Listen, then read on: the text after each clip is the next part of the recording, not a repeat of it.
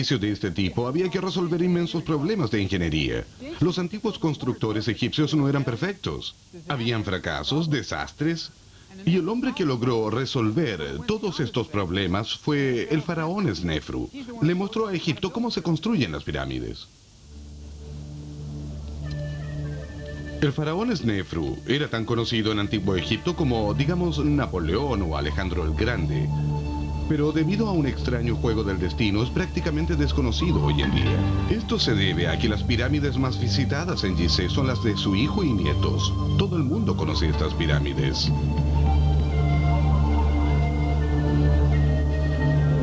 Lo que es menos sabido es que estas pirámides son el producto final del período de las grandes pirámides.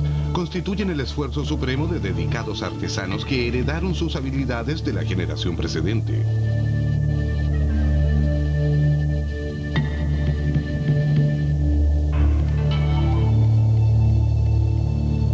Las pirámides construidas por Snefru son poco visitadas y son casi del mismo tamaño que las famosas pirámides de Gizeh, de las cuales son lo que se podría llamar el prototipo. Es aquí que se perfeccionó el arte de construir pirámides.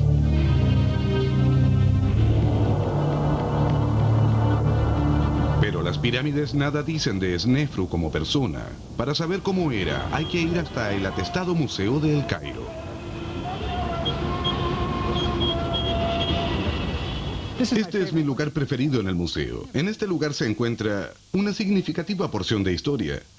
Esta es la primera cartela del mundo, el óvalo mágico que rodea el nombre del faraón.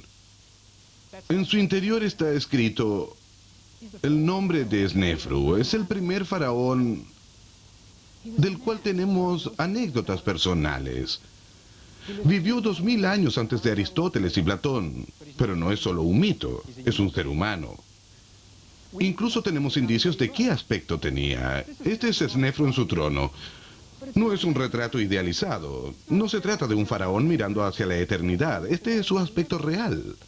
Observen su mentón. Es un mentón caído. Parece un tipo aburrido. Sin embargo, fue un gran hombre que hizo grandes cosas. Realizó el proyecto de construcción más importante de la historia. Sin Snefru no existirían las pirámides. Era el faraón y también un dios en la tierra. Y como tal necesitaba una tumba que fuese la creación más imponente que pudiese imaginar la mente humana. Necesitaba una pirámide.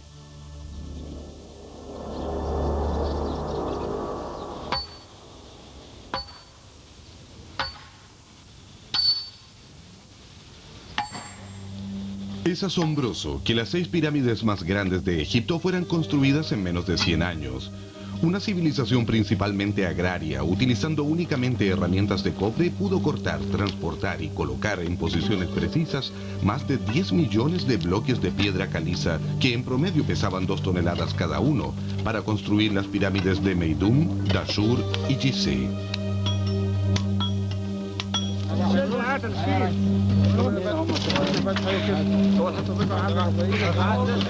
Imagínense lo que debe haber sido colocar un bloque de piedra cada 3 minutos, día y noche, sin interrupción por 100 años.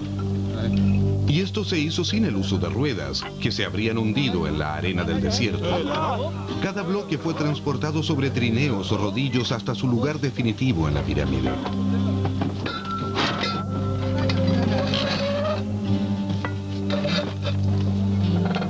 Eran edificios increíbles, perfectamente alineados. No se usó mortero. Y las pirámides no solo eran colosales, sino también estaban construidas con precisión milimétrica. Habían más de 70 pirámides en Egipto. Las que visitan millones de turistas cada año son las construcciones que resultaron. Los fracasos y desastres que tuvieron que ser abandonados se encuentran en apartados lugares del desierto egipcio, fuera de las rutas turísticas. Snefru fue el que tuvo éxito y pudo construir la primera pirámide verdadera. Este desconocido genio gobernó al inicio de la civilización egipcia. Su pirámide ya tenía 25 siglos cuando Cleopatra se la mostró a César. Snefru fue el primer gran egipcio.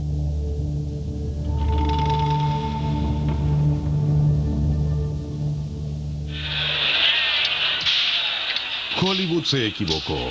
Uno de los grandes mitos sobre Egipto es que las pirámides fueron construidas por esclavos, obligados a cargar enormes piedras mientras eran azotados por crueles capataces del faraón.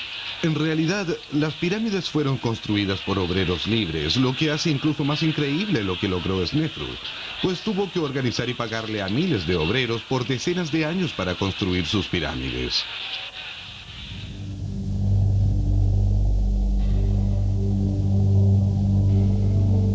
A partir de una fuerza laboral eminentemente campesina, cientos de miles de hombres tuvieron que ser seleccionados, divididos en cuadrillas, coordinados y enviados a lugares de trabajo diferentes.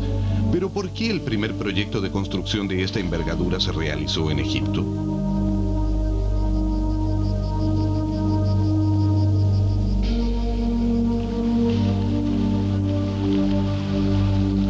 El antiguo Egipto era un lugar muy especial. Todos los años el agua proveniente del derretimiento de la nieve en lejanas montañas africanas fluía hacia el norte hasta el mar. El río Nilo se desbordaba inundando los campos y deteniéndose solo al llegar a los pies de las pirámides. Para los egipcios, la inundación era un hecho mágico. El Nilo, que arrastraba suelo fértil desde el sur, primero se ponía de color rojo. Luego cambiaba su color a verde debido a la vegetación que arrastraban las aguas, y finalmente crecía unos 100 metros. Cuando la inundación retrocedía, dejaba los campos cubiertos de un légamo rico y fértil, perfecto para cultivar la tierra.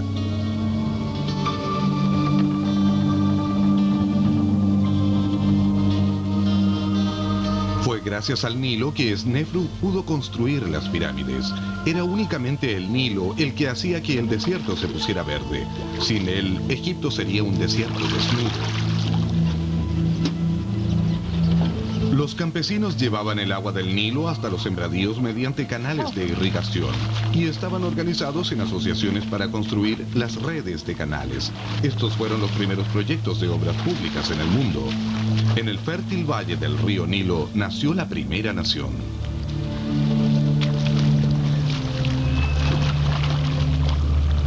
El Nilo permitía a Egipto cultivar enormes extensiones, las cuales producían lino, granos, hortalizas, todo lo que una sociedad requería. Aquí nació la capacidad de cooperar en grandes proyectos. Solo se necesitaba un gran líder.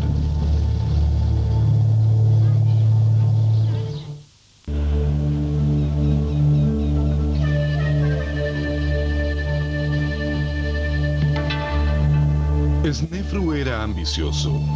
Fue el primer faraón con ambiciones internacionales. Siempre que un egipcio salía de sus fronteras, estaba haciendo algo osado y peligroso. Si moría en tierra extraña, lejos de los sacerdotes, los embalsamadores y los ritos, no podía ser momificado y perdía todas las posibilidades de vida eterna en el otro mundo.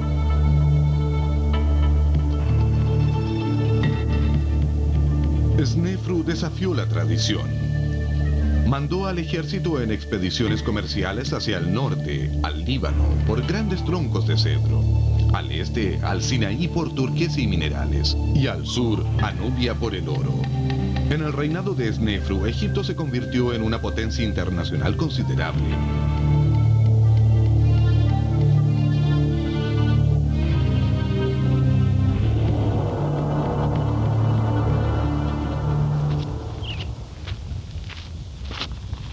Snefru era famoso por sus expediciones al Sinaí para extraer turquesa.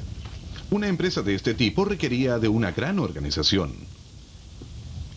El llevar 500 hombres y asnos hasta el desierto oriental exigía probablemente unas 30 naves para el transporte a través del Mar Rojo y 50 toneladas de comida por día.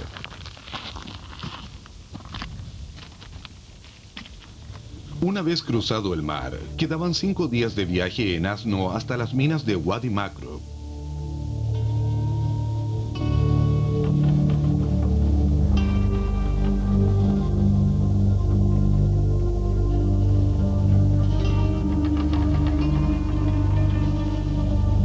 Era peligroso excavar en la montaña en busca de turquesa.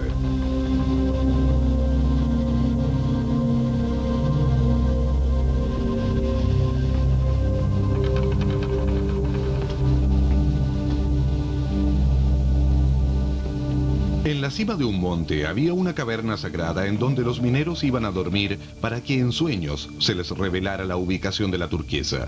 Aquí los hombres construyeron un santuario a la diosa Hathor, patrona de la turquesa. La construcción del santuario significó menos obreros para las minas, pero el generoso Snefru incluso mandó hábiles talladores para que registraran el éxito de su expedición, creando un verdadero campo de estelas grabadas. En la actualidad todavía existe este lugar y no es muy distinto a como era antiguamente. En esta estela simplemente hay una lista de los hombres que participaron en una de las expediciones, pero esta cuenta una historia de sufrimiento y heroísmo. El tesorero del faraón registra la experiencia que encabezó. Debido a que el calor del verano era abrasador en el Sinaí, la temporada minera era en invierno. Pero estos jeroglíficos cuentan una historia diferente. Aquí está la frase clave. Llegamos a esta tierra el tercer mes de la segunda estación. Fueron en verano. Y continúa. En el verano, las montañas marcaron nuestra piel. Estos mineros no eran esclavos. Estaban dispuestos a arriesgar sus vidas para llevar la preciosa turquesa de vuelta a su faraón. La turquesa que los mineros traían del Sinaí era usada en las incrustaciones en forma de mariposa de los finos brazaletes que Snefru regalaba a su esposa, la reina Edferes.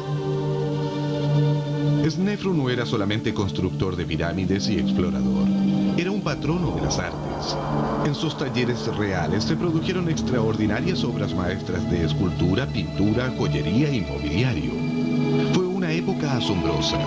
Los logros artísticos durante el reinado de Snefru fueron tales que marcaron el nivel de calidad para los siguientes 2500 años. Las ocas de Meidum se ven tan naturales hoy en día como cuando fueron pintadas hace más de 4000 años.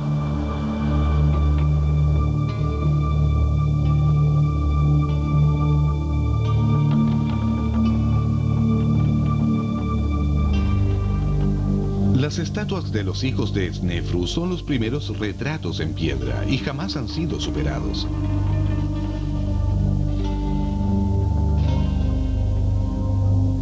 El fino retrato en piedra caliza de Ankaf lo muestra como a un hombre maduro y pensativo, un poco macizo, es una persona de éxito.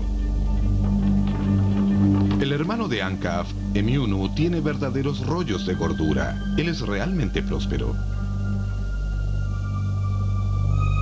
En el Museo de El Cairo se encuentra otro hijo de Snefru, Reotpe, y su bella esposa Nofret. Están sentados uno al lado del otro. Sus ojos de cristal de roca observan a los miles de turistas que se detienen ante ellos. Aquí se puede ver un detalle fantástico. Las mujeres egipcias a menudo usaban pelucas y en la frente se puede ver el cabello de Nofret, asomándose por debajo de la peluca. Los muebles que Snefru hizo construir para su esposa están entre los más bellos construidos en el antiguo Egipto. Son obras maestras de la simplicidad. Las líneas son rectas, limpias y elegantes. No hay necesidad de hacer una llamativa exhibición con oro, solo estos bellos jeroglíficos que componen los títulos de la reina.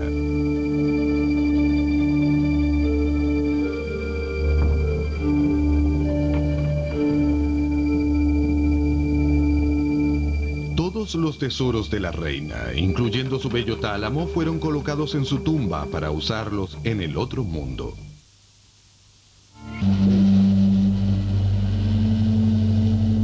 Los antiguos egipcios creían en la resurrección. Creían que el cuerpo se alzaría para caminar nuevamente en el otro mundo.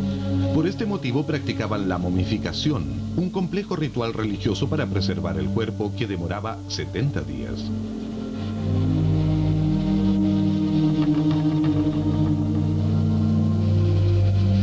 Era absolutamente crucial proteger a la momia de los saqueadores de tumbas.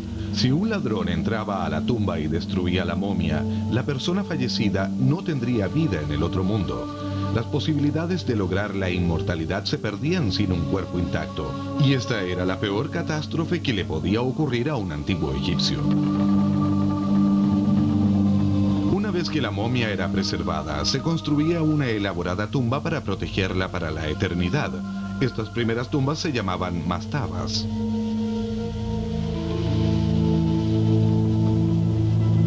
Las mastabas se excavaban en la roca viva, bajo la arena. Se cubrían con una gran estructura de ladrillos. Los antiguos egipcios las llamaban las casas de la eternidad.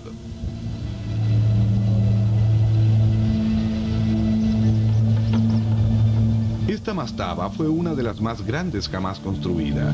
Posee una característica muy especial que debería haber impedido su saqueo. No se puede acceder a la cámara funeraria desde la superficie.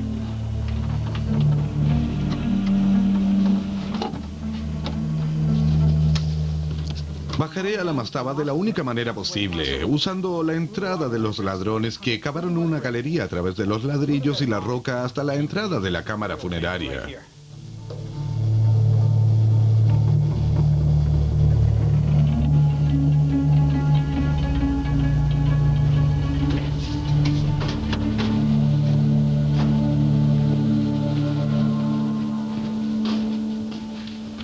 Esta es la sepultura de una persona muy importante, quizá una reina o un príncipe. Este sarcófago es el primero de la historia. El cuerpo fue colocado adentro, la tapa fue cerrada y aún así fue robado. Aquí está el mazo que utilizaron los ladrones para levantar la tapa. Luego del funeral, esta cámara fue cubierta, pero a pesar de las 100.000 toneladas de ladrillos y piedra que colocaron encima, fue saqueada. El problema para Snefru era grande. El problema era la casi imposibilidad de detener a los ladrones de tumbas. Incluso en los tiempos de Snefru, la tumba de su propia esposa fue saqueada. Tampoco importaba cuán complicados fueran los pasadizos en el interior de la tumba, los ladrones siempre encontraban el tesoro. La razón era que a menudo los saqueadores de tumba eran los mismos que las construían y que la conocían mejor que nadie. La respuesta a los saqueos de tumbas era crear algo tan colosal que incluso si los ladrones de tumbas sabían dónde estaba la cámara funeraria, no pudieran acceder a ella. Pero Snefru no fue el primero en intentarlo. Todo comenzó en Saqqara. La pirámide escalonada de Saqqara fue terminada cuando Snefru era pequeño y tendría un gran efecto en su vida. Lo notable de la pirámide escalonada es que constituye el primer gran edificio de piedra que se haya construido. Uno pensaría que al principio habrían pequeños edificios de piedra y luego edificios más grandes y más ambiciosos hasta llegar a algo realmente grande. Pero no ocurrió así. Repentinamente, de la nada, aparece la pirámide escalonada.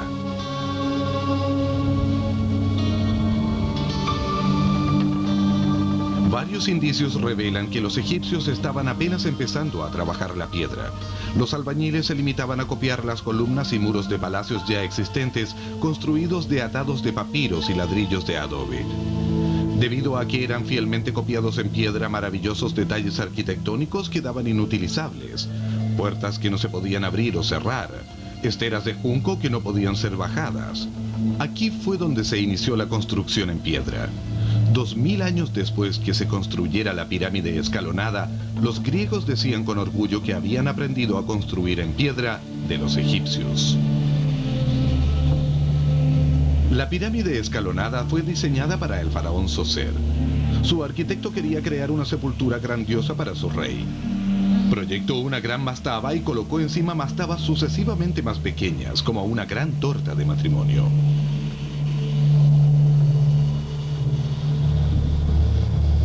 Debido a que este era el primer edificio grande de piedra en el mundo, los constructores tuvieron muchos problemas. Todavía no eran muy hábiles con el material. Los bloques de la pirámide estaban cortados burdamente y no calzaban bien uno sobre el otro, por lo que la pirámide podía desmoronarse.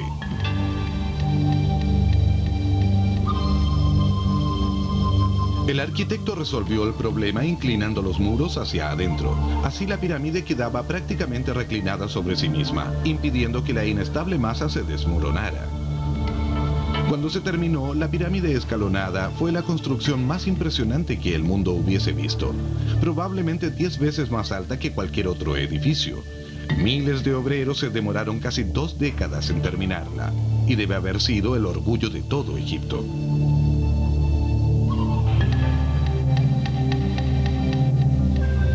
Snefru de niño debe haber estado fascinado con la pirámide y quizá incluso soñaba con construir una para él.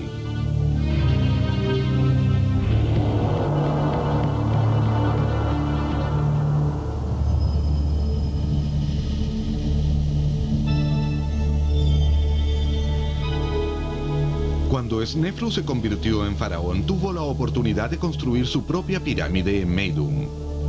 Apenas uno la ve, se da cuenta que hay algo extraño, pero no es claro qué.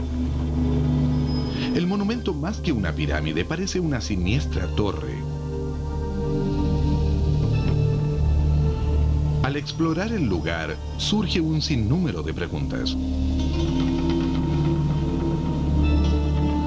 ¿Por qué los muros de la cámara funeraria son toscos y no están terminados? ¿Dónde está el sarcófago del faraón? En la cámara funeraria, las vigas de cedro se encuentran preparadas desde hace más de 4000 años esperando levantar el sarcófago, pero no hay rastros de él, ni que la cámara haya sido usada. Aún así, representa un avance arquitectónico de suma importancia. Es la primera cámara sepulcral construida sobre la superficie del suelo en Egipto. El crear un espacio dentro de una pirámide en vez de abajo de ella significó un problema enorme. Con el peso de la pirámide entera encima, ¿cómo se puede evitar que se desmorone el cielo de la cámara? Snefru resolvió el problema desplazando ligeramente los bloques de piedra de los muros hacia el centro de la cámara a medida que se ascendía en altura. Finalmente, el bloque más alto de la estructura, el que conforma el cielo, medía apenas unos cuantos centímetros. Así se resolvió el problema y se creó el primer cielo en voladizo de la historia. La respuesta de por qué la pirámide de Meidum tiene ese aspecto extraño se encuentra en su construcción. Originalmente debía ser una pirámide escalonada. Cuando su construcción estaba casi finalizada, fue agrandada varias veces, probablemente porque se creía que una pirámide no debía ser terminada antes de la muerte del faraón. Cuando se terminó la pirámide con sus 8 pisos, Snefru no tenía ninguna intención de morir, y así fue como la construcción tuvo que continuar. Los pisos de la pirámide fueron rellenados con fina piedra caliza blanca. Este fue el primer intento de hacer una verdadera pirámide, pero se cometió un error arquitectónico fatal. Las piedras del revestimiento externo no estaban lo suficientemente adheridas a la pirámide y comenzaron a deslizarse hacia abajo debido a que estaban apoyadas sobre la lisa superficie de la pirámide escalonada. Este fue el primer desastre tecnológico de la historia.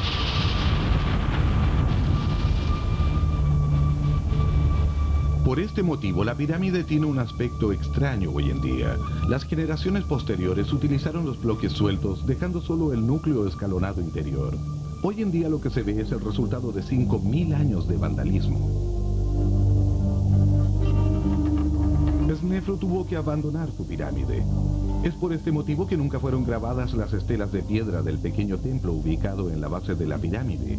Es también por este motivo que los muros de la cámara funeraria eran toscos, no están terminados.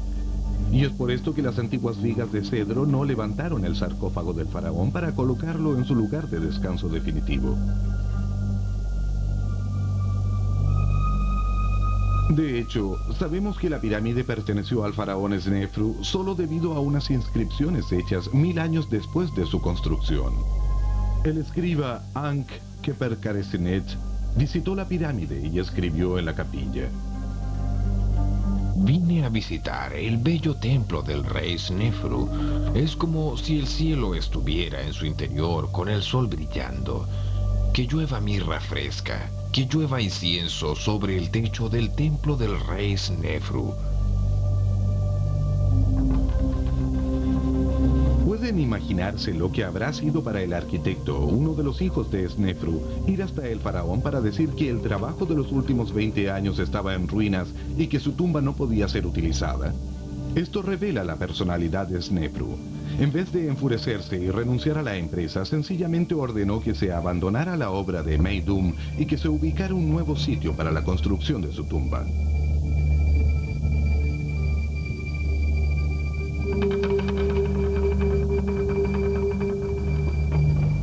Como todavía necesitaba un lugar para ser sepultado, Snefru se dedicó por entero a construir un monumento incluso más ambicioso que el desastre de Meidum. una pirámide cuyo volumen era más del doble de la que había sido abandonada. Un monumento que eclipsaría todo lo que el mundo había visto hasta entonces. Aquí los arquitectos tenían a su favor la experiencia anterior. La pirámide de Dashur desde el principio fue proyectada como una verdadera pirámide. Aprendiendo de su experiencia, los albañiles usaron piedras mucho más grandes para el revestimiento. Así fue posible adherirlas adecuadamente a la pirámide.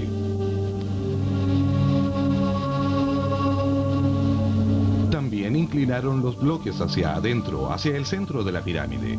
Esta técnica tuvo tanto éxito que en la actualidad esta pirámide es la única que todavía posee casi todo su revestimiento externo.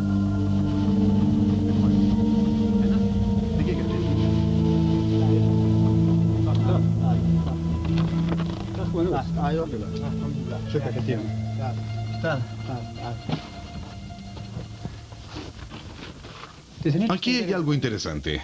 Cientos de años después de la muerte de Snefru, un sacerdote de nombre Weynang vino a este lugar y escribió su nombre. Quería aparecer asociado a Snefru. Los jeroglíficos son interesantes. Aquí hay un pequeño cuenco del que se está vertiendo agua. Eso quiere decir purificar. Y si se coloca un nombre detrás, es un hombre que purifica, un sacerdote. Es Weynang.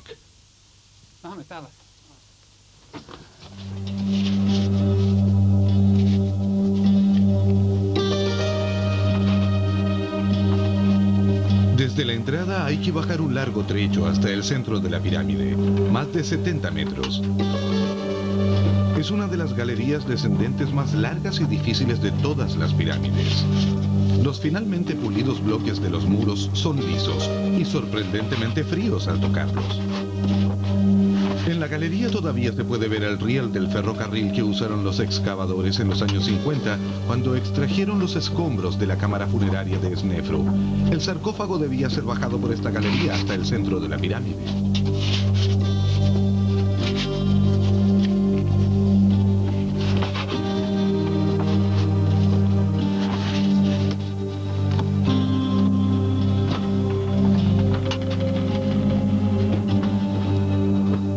Después que el corredor desciende bajo la roca viva, ya no hay bloques lisos y los muros son muy toscos. Todavía tenemos que recorrer unos 50 metros bajo tierra, bajo la pirámide, hasta la roca viva. Luego de estar doblado por tanto rato, es un alivio y un shock entrar a esta angosta sala con un cielo envoladizo de 12 metros y medio de altura. Increíble.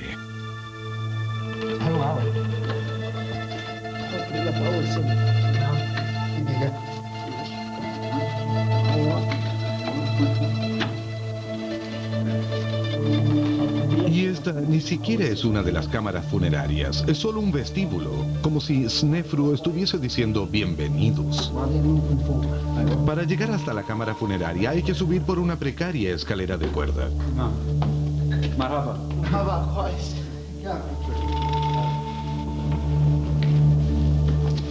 La entrada a la cámara funeraria de Snefru se alcanza a través de un agujero en la cima del muro.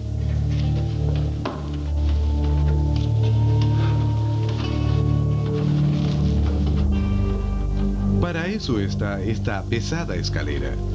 Luego de la escalera de cuerda, esta parece muy firme. Al llegar a la parte alta de la escalera, uno se da cuenta. Los 4 muros se inclinan hacia el centro para formar un cielo envoladizo. Es increíble.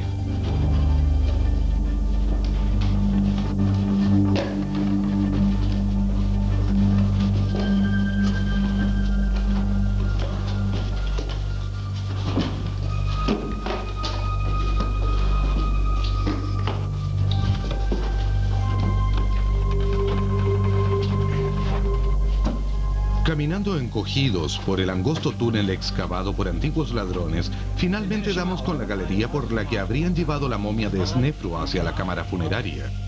Lo impresionante es que se siente una fuerte y constante brisa de aire fresco aquí. Algunos investigadores creen que todavía existen pasadizos por descubrir.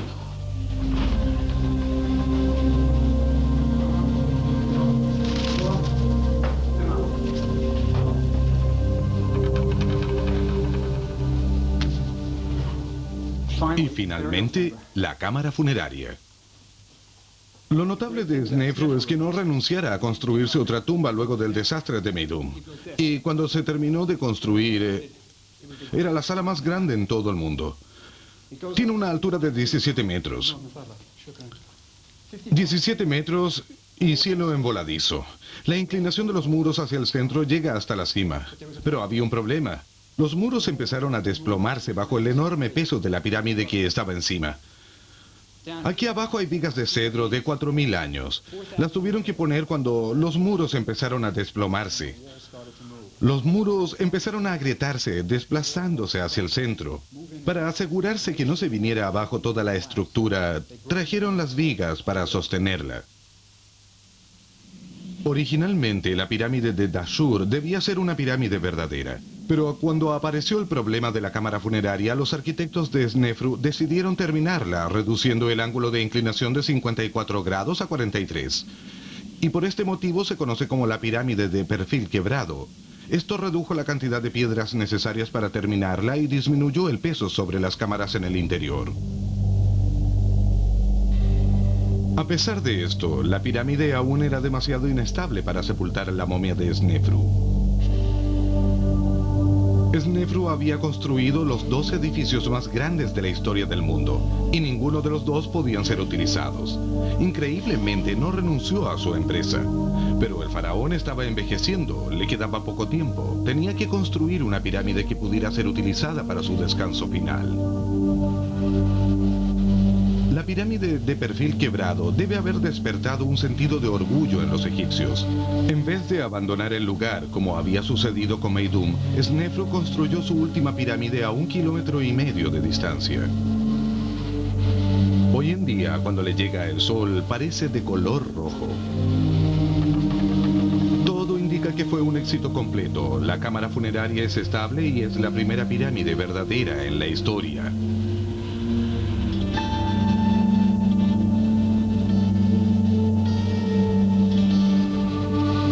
Hay evidencias que Snefru tuvo que economizar en algunos aspectos para asegurarse que la pirámide roja estuviese terminada a tiempo. Es más pequeña que la pirámide de perfil quebrado y sus lados tienen una conservadora inclinación de 43 grados.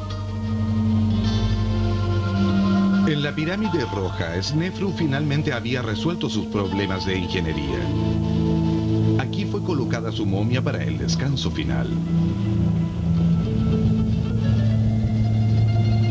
Siglos después de su muerte, dedicados sacerdotes del culto de Snefru seguían colocando pan y cerveza para el alma del faraón, para su eterna vida, prosperidad y estabilidad.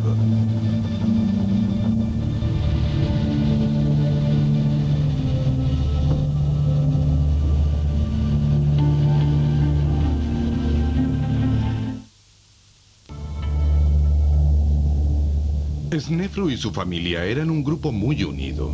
Trabajaban juntos logrando resultados notables. Snefru tenía al menos 5 hijos y algunos de ellos eran sus visires en Egipto, manteniendo así el poder muy cerca suyo y estableciendo un consorcio familiar que duraría toda su vida.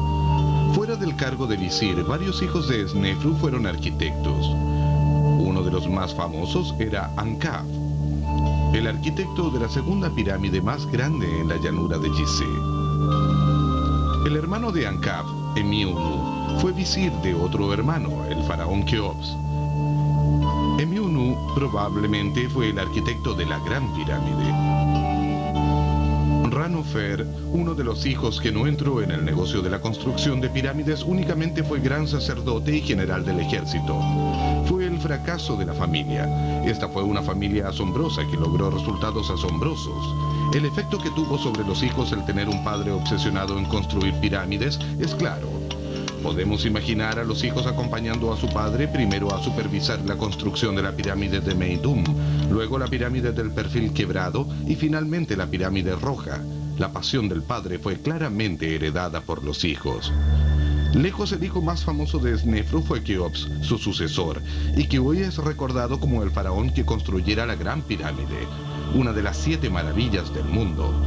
La Gran Pirámide realmente es el legado que dejara Snefru a su hijo. Este increíble monumento no podría haber sido construido sin la experiencia en la increíble carrera de constructor de Snefru. El cielo en voladizo constituye un verdadero sello distintivo en las tres pirámides de Snefru.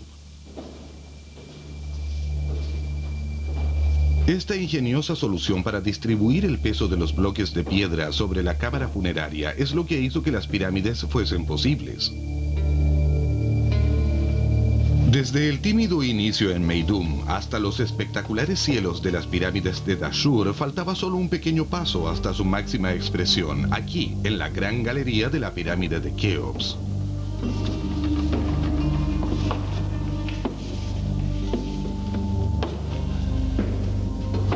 Esta sala con su cielo en voladizo es uno de los espacios interiores más grandes jamás construido.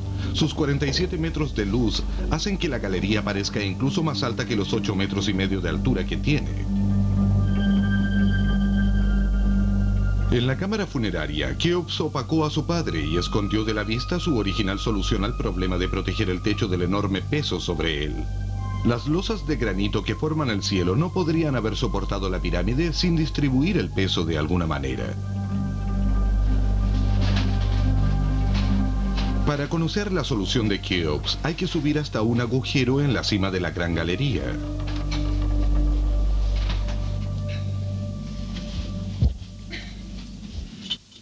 Este es el secreto de por qué no se desmoronó el techo de la cámara funeraria. Estoy justo encima de la cámara funeraria, en una pequeña cámara diseñada para disminuir la presión ejercida sobre el techo de la cámara funeraria. Sobre mí hay 4 cámaras iguales a esta, y sobre ellas hay 2 enormes losas que forman una V invertida, lo que disminuye aún más la presión sobre la cámara. Es una especie de cielo en voladizo modernizado. A Snefru le habría fascinado. Las cámaras para distribuir el peso funcionan maravillosamente. 5.000 años después de su construcción, la cámara funeraria sigue intacta, prácticamente ilesa. Y si no fuese por los saqueadores de tumbas, la momia de Keops todavía estaría aquí.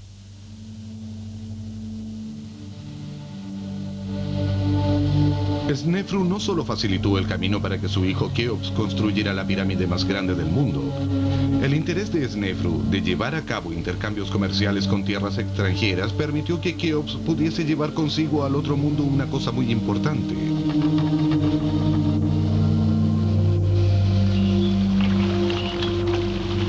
En el antiguo Egipto, todo se movía por barca o por asno. Los asnos para distancias cortas y las barcas para distancias grandes.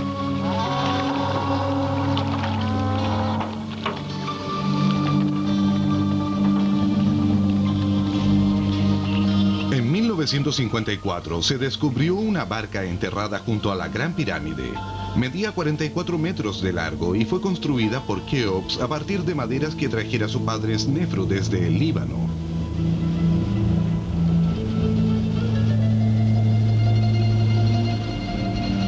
La barca estaba desmantelada cuando fue hallada, pero las tablas de cedro aún estaban en buen estado como para volver a armarla. Algunas de las maderas son tan grandes que no quedan cedros vivos en el mundo como para igualarlas. Siguiendo el típico diseño naviero del antiguo Egipto, las tablas estaban atadas. Una vez en el agua, la madera se hinchaba y las cuerdas se encogían, sellando los agujeros e impidiendo la filtración de agua. La barca no poseía mástil ni velas, y solo tenía remos para impulsarla. ¿Pero para qué servía esta barca? ¿Fue usada por el faraón durante su vida o debía servir para su último viaje hacia el otro mundo a través del cielo?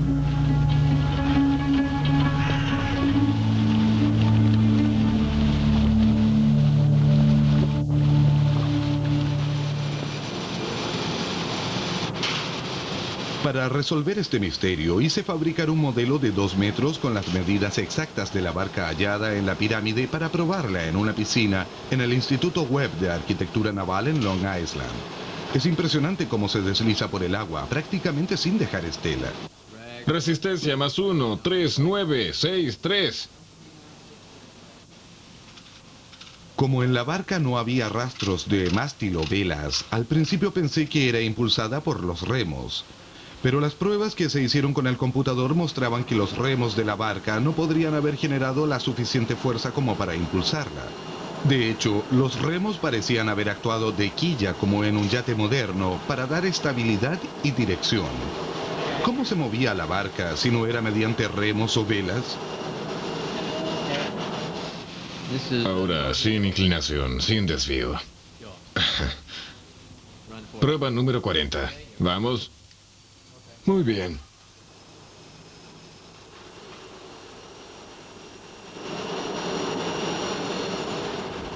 Sabemos que en el antiguo Egipto las barcas rituales a menudo eran arrastradas cuando transportaban el cuerpo del difunto de la ribera oriental a la occidental para ser sepultado.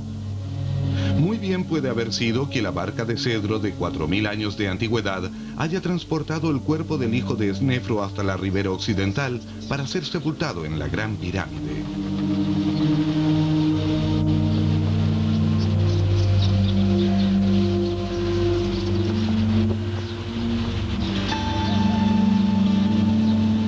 Cuando falleció el faraón, su cuerpo debe haber cruzado el Nilo llegando cerca del lugar donde ahora se encuentra la Esfinge. Su cuerpo debió ser llevado por un trecho corto hasta el Templo del Valle para ser momificado con sumo cuidado.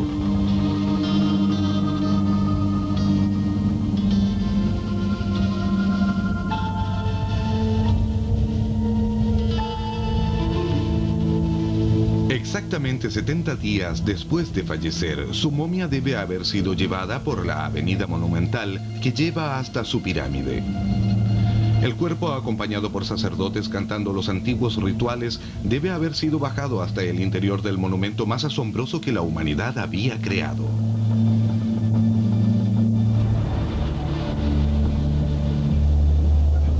El gran período de las pirámides duró solo mientras gobernó la familia de Snefru.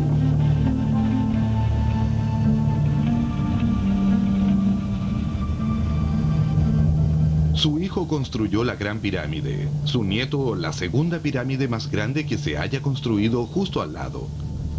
Luego de eso desaparecieron el impulso y la energía para construir monumentos tan impresionantes. Las pirámides posteriores eran solo una pálida sombra de lo que habían sido las anteriores. Los antiguos egipcios consideraban el período de Snefru como su edad de oro. 700 años después de la muerte de Snefru, los faraones de la 12ª dinastía regresaron a Dashur a construir sus pirámides a la sombra de los monumentos de Snefru. La pirámide de ladrillos de adobe de Amenemhat III, actualmente erosionada y desmoronada, más bien parece un hormiguero debido al estado en que se encuentra. Jamás se volvería a construir una pirámide como esta nuevamente. Cuando los egipcios querían vanagloriarse de algo grandioso decían, no se ha visto nada igual desde los tiempos de Snefru.